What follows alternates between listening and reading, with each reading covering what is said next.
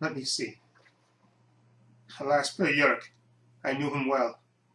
Horatio, a fellow of most infinite jest and excellent fancy. He hath borne me on his back 1,000 times. Sorry, didn't see you there. I was just reciting a little Shakespeare, teaching a little Shakespeare to my boy Max here. Let me get back to you. Sorry, Max, I'll get back to you in a minute.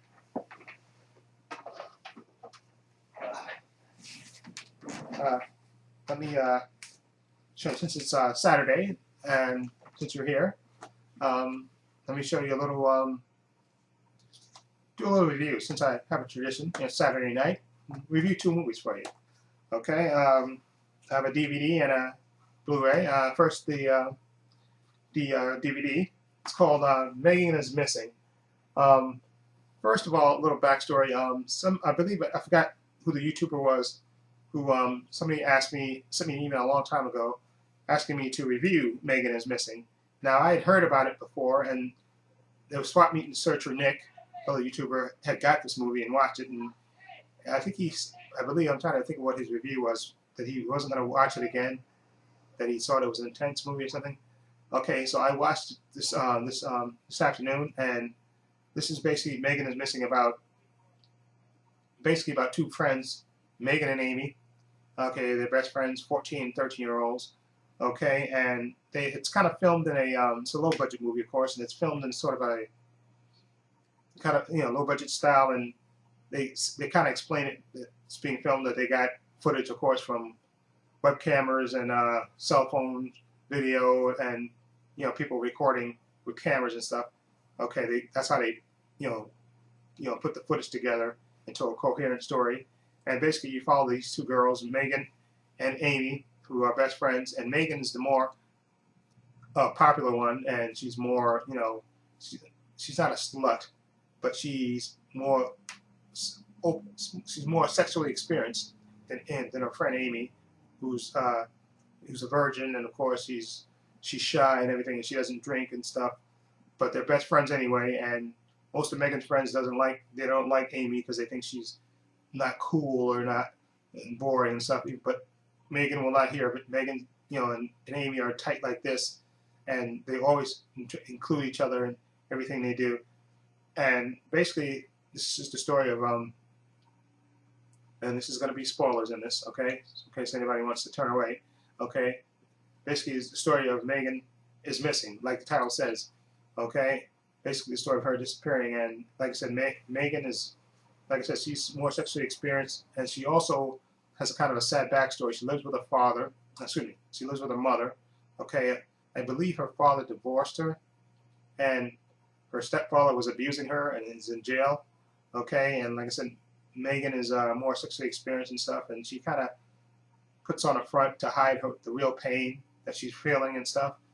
And like I said, her best friend Amy is, like I said, she has the 2 parents that live with her, and she's shy and she has all these things, but she still loves Amy, she still loves Megan. They're close like that. And basically, Megan meets somebody over the internet, some guy named Josh, I believe, and the character in the movie's name is Josh, who supposedly she gets introduced by a friend.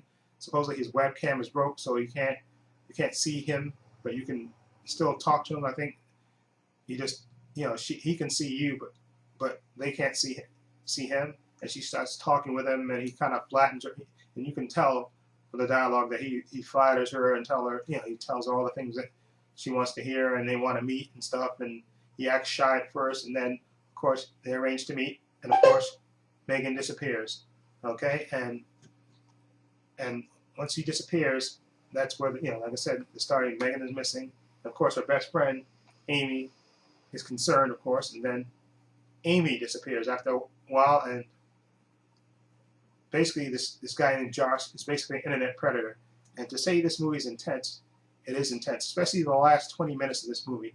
It's really super intense. It's like I said, if you're a parent and you're watching this movie, if you watch this movie with your kids, you'd probably take away your computer from your kid, because it's just a real disturbing image of what happens to these girls in this movie. And this is, like I said, it's a low budget movie, but I like the acting, and I know a lot of people say, "Oh, the acting was bad," but I think, you know, the actors, the two actors who played Megan and Amy were really good. Okay, and the guy that plays Josh, you know, you don't see him, you just hear him. Okay, I thought he was great in his part, and it's just basically like sort of about internet predators and what you have to do.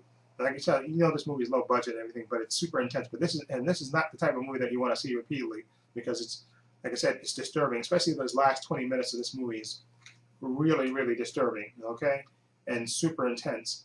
And I definitely, like I said, if I had kids, I would definitely closely monitor anything they do on the internet, just based on this movie alone, because it's just it's that scary. Okay, so Megan is Missing, a real intense film. Okay, and since I saw that, I had to go with something lighter, because that movie just totally, you know, I was sitting there, totally got to me and weirded me out on certain things. So I had to go with something lighter. Okay, and that something lighter is a movie called that came out earlier this year called Pitch Perfect. There we go. Okay, about a female, I guess, college a cappella group. Okay, and it stars Anna Kendrick. Okay, Rebel Wilson. If you remember her from Bridesmaids, she was Kristen Wiig's, you know, the blonde, heavyset girl. She was Kristen Wiig's roommate. They had a weird relationship with her brother, I believe, in the movie. But okay, and if you've seen the trailer, you basically know the story about this movie, but I'm going to tell it to you anyway. It's basically about this female college a cappella group called the Bellas. Okay, and they in the beginning of the movie they lose a competition. You know, it's supposed to be a competition at Lincoln Center to win, I guess, national championship in a cappella groups. Okay, and they're competing against this other other boy group. Especially this, they have a one, I guess you could call it a rival group of boys at the same college they go to. They call it, I believe they're called the Tellers or something. The Tellers, is it? The Tellers, or anyway, it doesn't matter what their name is. Anyway,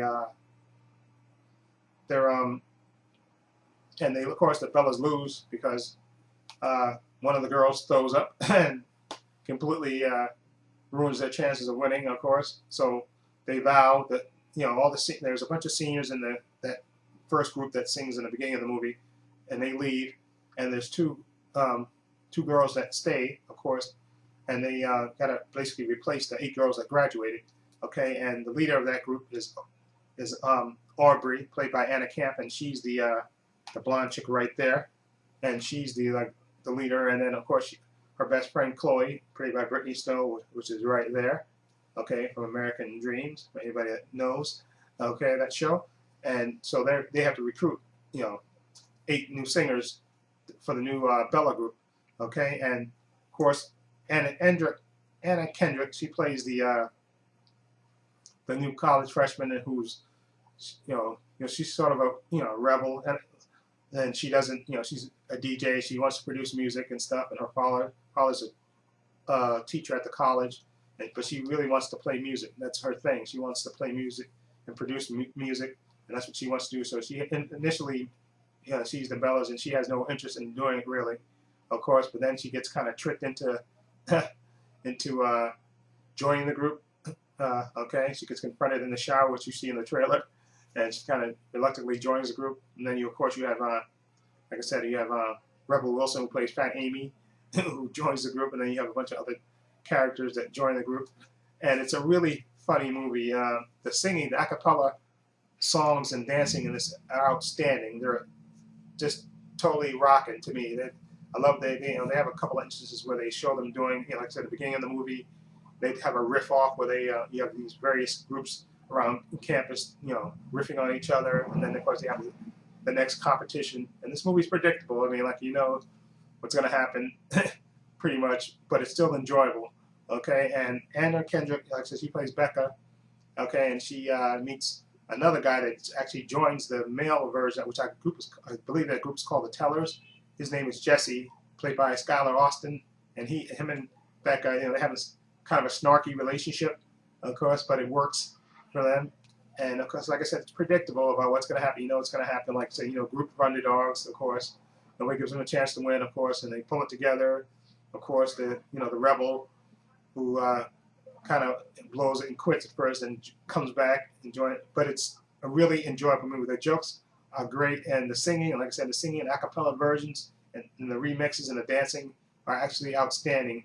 And after seeing Megan is Missing, this movie was just a tonic to lighten the mood. Okay, it's a really entertaining movie.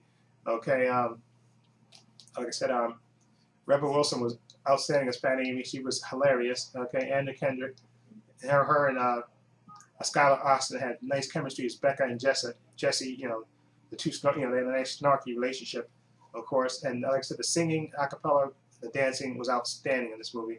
And I also believe, what's her name? Let me show you. There was a guy, Adam Devine. I want to make special mention. His name is Bumper. He was like the male lead of the Teller group, the male version, the male group that was always winning the competitions at the college. And he was a real dick. Let's put it on. Be honest with it. He was a real dick, and he played that part very well. Okay, so I have to give him props for that. Okay, he's one of the guys that you love to hate. Okay, but it's a really good movie. Like the singing and the dancing and the a cappella versions of the songs were absolutely fantastic, and outstanding. You found yourself dancing to, you know, this outstanding. Okay, I definitely would recommend Pittsburgh. Definitely buy this. It's definitely worth getting, and I think they're supposed to be making a sequel to this. I'm not sure about that. But I heard they might be making a sequel to it. I don't know how. I mean, I guess they could, but I like this movie. That's the way it is. Okay, like I say, you have all the different characters and stuff, and I like the interaction. Like I said, it's predictable. You pretty much know what's going to happen. You know, girl groups that lost competition tries to get back into the thing, and of course they have their little struggles and stuff, and rebellion and stuff, and of course, will they win or will they not win? But it's, you know, like I said, it's predictable. But the actors make it work for me, and the story is pretty good, okay, and they make it work, and the singing and the, like I said, the dancing, a cappella versions are outstanding. All the different groups, give props to all the actors and actresses that did it, worked on this movie, outstanding. Okay, so that's my 2 reviews for this Saturday. Again, Megan is Missing, very disturbing. Okay, this, be forewarned if you're going to watch this, especially like I said, the last 20 minutes or 22 minutes, I think. Very disturbing, okay? Very intense and disturbing. Okay, this is not the type of movie that you want to watch repeatedly because it's just that intense, okay? Okay? And like I said, if you have kids and the internet, you see this movie, you'll probably try to be monitoring what your kids are doing on the internet. That's how intense this movie is. Okay, and again, Pitch Perfect, really entertaining, nice movie with female leads and stuff. It's great. Andrew Kendrick, I thought was great. Okay, like I said, Rebel Wilson was hilarious as Fat Amy. Okay, and the singing, dancing, a cappella versions, excellent, outstanding. Okay, so that's my recommendations, well, my reviews for Saturday night. Okay, so now that I did that for you, I'm gonna go back to Max, and I'm gonna go back to teaching him some Shakespeare. Let's see, where did I leave off? Let's see, okay, I forgot, I remember now. Oh, let me start from the beginning, okay? Let me see. Alas, periodic, I knew him well. Horatio, fellow of infinite jest, and most excellent fancy. He'th borne me on his back 1,000 times.